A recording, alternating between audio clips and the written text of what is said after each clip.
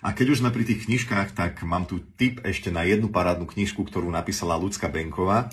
Volá sa Srdcovka, takto vyzerá a veľmi sa mi páči aj to, čo je na nej napísané. A to je, že slnko svieti rovnako pre všetky deti, pretože ja tomu verím a táto knižka je taktiež o tom, aby sme mali krajší, lepší svet a myslím si, že takisto má miesto aj vo vašej knižnici.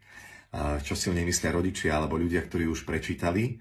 Jedna mamička Monika píše, že dcerka hneď po prečítaní nádhernej veršovanej rozprávky opísala udalosť, ktorá sa udiala v škôlke. Viem, že vďaka príbehu o čerešniach sa dokáže v ťažkých situáciách brániť, aj keď práve nie som pri nej. Alebo tu ešte Peťo, otec dvoch chlapcov, najkrajšia kniha o sile slova, priateľstva a srdca. Takže toto si myslia o nej tí, ktorí už prečítali a verím, že bude sa páčiť aj vám. Srdcovka.